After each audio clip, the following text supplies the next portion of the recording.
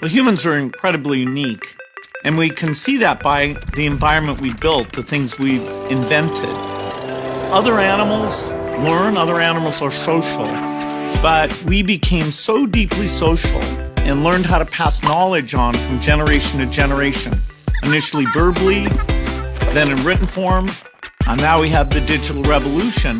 And so each generation builds on the next to help us not only build tools, but even ask questions about why are we here, what's our purpose. And so we're very different than all the other animals. Hello, I'm Bill Gates, Chairman of Microsoft.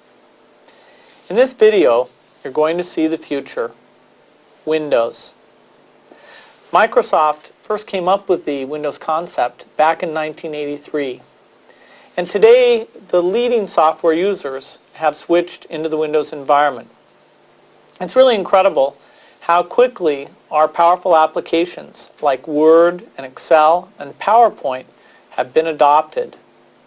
It's not just Microsoft applications. Even companies like WordPerfect and Lotus have now come out with Windows applications. And every week we see new innovative work. It's really attracting all the innovation in the industry.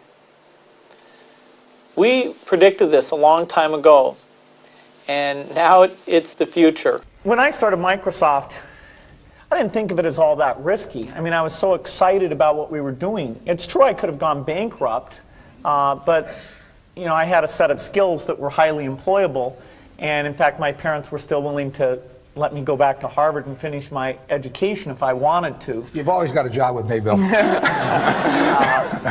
And the thing that was scary to me wasn't quitting and starting the company. It was when I started hiring my friends and they expected to be paid. And then we had customers who went bankrupt, customers that I'd counted on to come through. And so then I got this incredibly conservative approach that I wanted to have enough money in the bank to pay a year's worth of payroll, even if we didn't get any payments coming in. And you know, I'm almost true to that the whole time. We have about 10 billion now, which is pretty much enough for the next year. Anyway, you know, if you're going to start a company, it takes so much energy that you know it better overcome your feeling of risk. I don't think that you necessarily, if you're going to start a company, should do it at the start of your career. I think there's a lot to be said for working for a company, learning how they do things. You know, if you're young, it's hard to go lease premises. They made that hard for me. You couldn't rent a car when you were under 25 at the time, so I was always taking taxis to go see customers. The people would, you know, people would say, well, we're going to go have a discussion in the bar. Well, I couldn't go to the bar.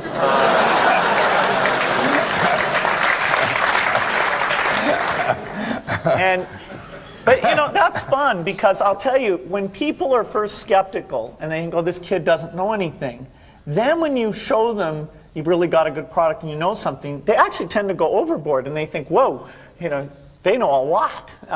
Let's really do an incredible amount with these people. So our youth, at least in this country, was a huge asset for us once we reached a certain threshold. It is hard. It's hard to hire older people because they'll be a little bit conservative about whether they should come and take the risk. And it took 3 or 4 years before we could go out into the normal sort of employment pool. But those problems that come with starting a firm, you better think of those as part of the pleasure, part of the challenge that is part of the excitement. I'm in meetings a lot. My calendar gets very full with those, and then at night, after the kids have gone to bed, I'm on email a great deal. I get messages during the day. That's my chance to give long responses. And then over the weekend, I send a lot of mail as well. I take 2 weeks a year to just go off and read and think, where I'm not interrupted by work or anything else. I'm just solidly trying to think about the future, and people get to send me things to read as part of that so-called Think Week. So it's a nice mix of things.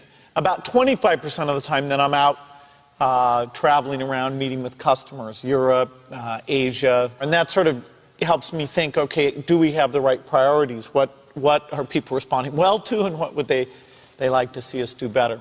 I want to thank Harvard for this honor.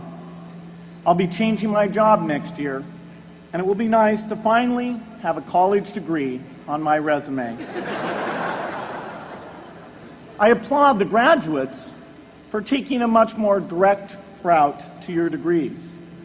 For my part, I'm just happy that the Crimson called me Harvard's most successful dropout. I guess that makes me valedictorian of my own special class. I did the best of everyone who failed. But I also want to be recognized as the guy who got Steve Ballmer to drop out of business school.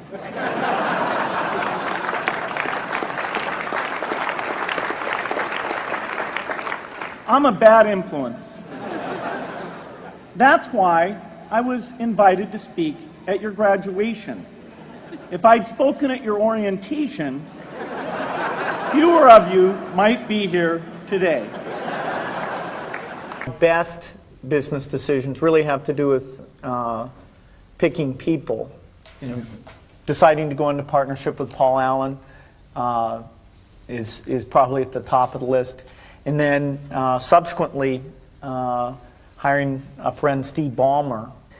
And having somebody who you totally trust, who's totally committed, who shares your vision and yet has a little bit different set of skills, and also acts as a check on you. You know, some of the ideas you come up with, you run by them because you know they're going to say, hey, wait a minute, you know, have you thought about this and that? And just, you know, the benefit of sparking off of somebody who's got that kind of brilliance, it's not only made it fun, but it's really led to a lot of success. So picking a partner is crucial. One habit that I developed when I was at college that was actually a very bad habit, which was I like to show people that I didn't do any work and that I didn't go to classes and I didn't care. And then at the very last minute, like 2 days before the test, I'd get serious about it. And people thought that was funny. You know, that was my positioning, the guy who did nothing until the last minute. Then when I went into business, that was a really bad habit. And it took me a couple of years to get over that. Nobody praised me because I would do things at the last minute, and I tried to reverse to students I'd actually I didn't think that highly of, who were always organized and had things done on time. I'm still working on it, but procrastination is not a good habit. Bill can change clothes in the car. I'd talk to my dad, I'd talk to Warren, I'd talk to my wife Melinda. So I have enough people that know me and actually know where my judgment isn't its strongest, where I might get overexcited about something or, you know, forget to think about something. And so they're good at correcting, particularly Melinda, good at correcting whatever those blind spots are. And I think it's good to encourage your friends and advisors to really give them that license. You know, I can go to a party and forget to say hello to various people or something. That's a very minor example of my blind spots. Not to the hostess. Melinda would help me do that. Yeah, she would, so, yeah. So, you know, a small number of people that you can turn to on certain key things is a great asset. The key point there is you've got to enjoy what you do every day. And for me, that's working with very smart people. It's working on new problems. You know, every time we think, hey, we've had a little bit of success, we're pretty careful not to dwell on it too much because the bar gets raised. I'm going to challenge Bill Gates, my partner at Facebook, Sheryl Sandberg, and Netflix's founder and CEO, Reed Hastings.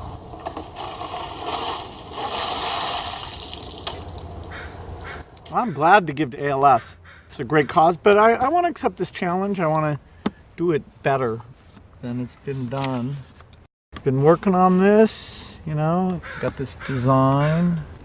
There we go. Yeah, it's gonna be great.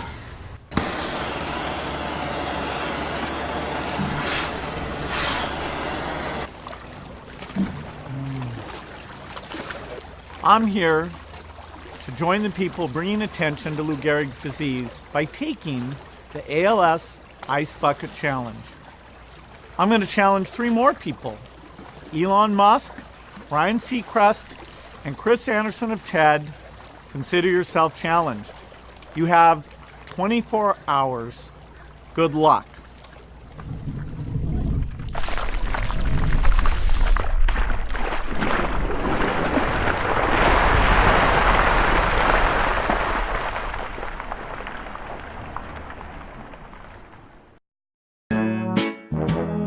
People, let me tell you about my best friend. He's a warm-hearted person who loved me till the end. Now, people, let me tell you about my best friend. He's a one-boy cuddly toy, my up, my down, my pride and joy. People, let me tell you about him. It's so much fun, whether we're walking man to man or whether we're walking sun to sun, 'cause he's my best